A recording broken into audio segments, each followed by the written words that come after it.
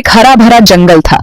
यह जंगल इतना घना था कि सूरज की किरणें भी मुश्किल से जमीन तक पहुंच पाती थीं। हर तरफ हरियाली और जीवन का अद्भुत संगम था। उस जंगल में मीका नाम का एक चालाक बंदर रहता था। मीका अपनी चतुराई और नटखट स्वभाव के लिए पूरे जंगल में मशहूर था। मीका बहुत तेज और फुर्तीला था। वह पेड़ों के बीच इतनी तेजी से कूदता था कि उसे देख पाना भी मुश्किल था। वो हमेशा पेड़ों पर झूलता रहता था और उसकी हंसी जंगल में गूंजती रहती थी। उसकी हंसी में एक खास तरह की खुशी और ऊर्जा थी जो हर किसी को आकर्षित करती थी। उसी जंगल में जमीन पर शैली नाम की एक बुद्धिमान कछुआ रहती थी। शैली की बुद्धिमत्ता और धैर्य के किस्से जंगल में हर किसी की जुबान पर थे। शैली बहुत ही शांत स्वभाव की थी और उसका कछुआ खोल बहुत मजबूत था।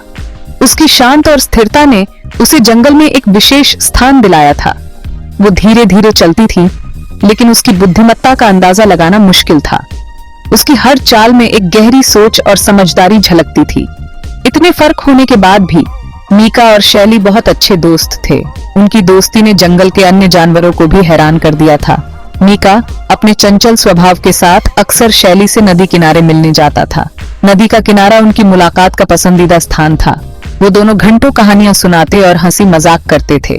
उनकी कहानियों में कभी मीका की शरारतें होती तो कभी शैली की समझदारी भरी बातें। उनकी दोस्ती ये साबित करती थी कि दो अलग तरह के लोग भी अच्छे दोस्त बन सकते हैं। उनकी दोस्ती ने जंगल में एक नई मिसाल कायम की थी। मीका शैली की समझदारी और धैर्य की तारीफ करता था, वहीं शैली मीका की शरारतों और हंसी मजाक को देखकर खुश होती थी। दोनों एक दूसरे की खूबियों को सराहते थे और एक दूसरे से बहुत कुछ सीखते थे। एक दिन बहुत गर्मी थी। सूरज की तपिश से जंगल का हर कोना तप रहा था। मीका एक पेड़ की डाल पर बैठा हुआ रसीला आम खा रहा था। आम की मिठास और ठंडक उसे गर्मी से राहत दे रही थी। तभी उसने देखा कि शैली धीरे धीरे उसकी तरफ आ रही है। शैली की चाल में एक अजीब सी थकान और चिंता थी। मीका ने आम का एक टुकड़ा नीचे फेंकते हुए पूछा, शैली मेरे दोस्त, इतनी गर्मी में तुम इधर कैसे? उसकी आवाज में चिंता और प्यार झलक रहा था। शैली ने मीठे आम का मजा लेते हुए कहा, मीका, नदी का पानी सूख गया है, मुझे पानी का नया स्रोत खोजना होगा। उसकी आवाज में चिंता और दृढ़ता दोनों थी। मीका ने तुरंत ही शैली की मदद करने का निश्चय किया। मीका अपने दोस्त के लिए फिक्रमंद हो गया। शैली, उसकी कछुआ दोस्त, अपने घर से बेघर हो गई थी और जल्दी से पेड़ से नीचे उतर आया। उसे पता था कि उसे जल्दी कुछ करना होगा। ये तो बहुत बुरी खबर है शैली, हमें जल्दी ही तुम्हारे लिए एक नया घर खोजना होगा, मीका ने चिंता भरे स्वर में कहा। वो जानता था कि शैली को नदी की कितनी जरूरत थी, सिर्फ पानी के लिए ही नहीं बल्कि ठंडी मिट्टी के लिए भी जो उसके कछुआ खोल को धूप से बचाती थी। नदी के बिना शैली का जीवन मुश्किल हो जाएगा। दोनों दोस्त घने जंगल में निकल पड़े। उन्हें एक नया घर ढूंढना था और इसके लिए उन्हें लंबा सफर तय करना था। रास्ते में मीका आगे आगे चल रहा था और शैली अपनी तेज नजरों से खतरे पर नजर रख रही थी। जंगल में हर कदम पर खतरा था, लेकिन दोनों ने हिम्मत नहीं हारी। जैसे जैसे वो जंगल में आगे बढ़ते गए, हवा में उमस बढ़ती गई।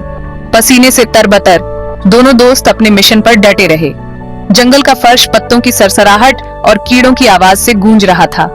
हर आवाज में एक नई कहानी छुपी थी। मीका हमेशा की तरह शैली का मनोरंजन करता रहा। वो जानता था कि हंसी ही उन्हें इस मुश्किल सफर में आगे बढ़ा सकती है। वो पेड़ों पर झूलता, चिड़ियों की आवाजें निकालता और शैली को हंसाता। शैली की हंसी सुनकर मीका को भी खुशी मिलती थी। देखते ही देखते शाम हो गई और सूरज ढलने लगा। अंधेरा घिरने लगा और दोनों को जल्द ही रुकने की जगह ढूंढनी थी। मीका को उम्मीद हारने लगी थी कि तभी उसे पेड़ों के बीच कुछ चमकता हुआ दिखाई दिया। उसकी आंखों में चमक लौट आई। देखो शैली, मीका ने अपनी लंबी फुर्तीली उंगलियों से इशारा करते हुए कहा। उसकी आवाज में उत्साह था। पानी, मुझे पानी दिख रहा है। मीका की आवाज में राहत और खुशी दोनों थी। शैली ने राहत की सांस ली और मीका की नजरों का पीछा किया। उसकी आंखों में भी उम्मीद की किरण चमक उठी और वहां केले के पेड़ों के बीच एकदम साफ पानी का तालाब था। वो दोनों खुशी से झूम उठे। अब शैली के पास एक नया घर था और मीका ने अपने दोस्त के लिए एक बड़ी समस्या का हल ढूंढ लिया था। अपनी खोज से खुश होकर मीका हमेशा की तरह उछलता कूदता हुआ पास के एक पेड़ से झूला और सीधे तालाब के बीचों बीच जा गिरा। ये तो बहुत अच्छा है शैली, वो चिल्लाया, जिससे पानी की बौछार हवा में उछल गई। अंदर आ जाओ, पानी बहुत अच्छा है। लेकिन शैली तालाब के किनारे पर ही हिचकिचा रही थी। उसे पानी से प्यार था, लेकिन इस तालाब के चारों ओर चिकने फिसलन भरे पत्थर थे। मीका, शैली ने सावधानी से आवाज दी, सावधान रहो, वो पत्थर बहुत फिसलन भरे हैं, तुम गिर सकते हो और चोट लग सकती है। लेकिन मीका अपनी मस्ती में इतना खोया हुआ था कि उसने शैली की चेतावनी पर ध्यान नहीं दिया। वो पानी में खेलता रहा और अपनी तैराकी का प्रदर्शन करता रहा। शैली ने अपने लापरवाह दोस्त को देखते हुए अपना सिर हिलाया और धीरे धीरे पानी के किनारे पर आ गई। मीका, कृपया सावधान रहो, उसने चिंता से कहा। तुम किनारे के बहुत पास जा रहे हो। मानो उसकी बात सच साबित करने के लिए मीका तैरते हुए फिसलन भरे पत्थरों से अपना संतुलन खो बैठा और जोर से पानी में जा गिरा। शैली हालांकि चिंतित थी, लेकिन अपने क्लमजी दोस्त को देखकर हंसी रोक नहीं पाई। मीका की हरकतें वाकई मजेदार थीं।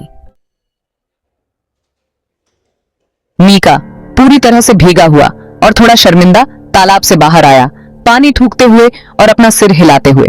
उसने सोचा कि शायद उसे शैली की बात पहले ही मान लेनी चाहिए थी। देखा शैली, मैंने क्या कहा था? शैली ने हंसते हुए कहा। उसकी हंसी में एक दोस्ताना मजाक था जो मीका को और भी शर्मिंदा कर रहा था। वो पत्थर मछली की तरह फिसलन भरे हैं, शैली ने समझाया। तुम्हें हमेशा ध्यान रखना चाहिए कि तालाब के पत्थर कितने खतरनाक हो सकते हैं। मीका को शैली की बातों में समझदारी नजर आई और उसने शर्मिंदगी से अपना सिर हिलाया। उसने महसूस किया कि उसे अपने दोस्त की सलाह को नजरअंदाज नहीं करना चाहिए था। तुम सही थी, हमेशा की तरह मेरे दोस्त, उसने स्वीकार किया। तुम्हारी सलाह हमेशा सही होती है और मुझे इसे मानना चाहिए था। मुझे तुम्हारी बात सुननी चाहिए थी, मीका ने अपनी गलती मानते हुए कहा। उसने सोचा कि अगली बार वह शैली की बातों को ध्यान से सुनेगा। फिसलन भरे पत्थरों के बावजूद तालाब शैली के लिए एकदम सही था। वह यहाँ अपने नए घर में बहुत खुश थी। पानी ठंडा, साफ था और उसमें स्वादिष्ट जलीय पौधे भरे हुए थे।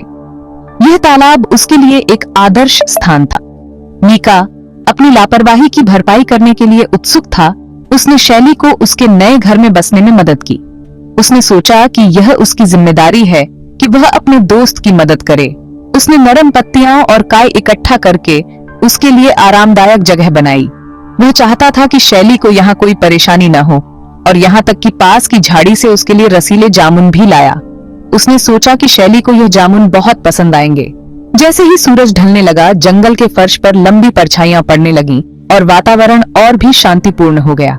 मीका और शैली तालाब के किनारे कंधे से कंधा मिलाकर बैठे थे। वे दोनों इस शांतिपूर्ण शाम का आनंद ले रहे थे। धन्यवाद मीका, शैली ने कृतज्ञता से कहा। तुम्हारे बिना मैं यह जगह कभी नहीं ढूंढ पाती। तुम्हारे बिना मैं यह जगह कभी नहीं ढूंढ पाती, शैली ने दोहराया। उसकी आवाज में सच्ची कृतज्ञता थी।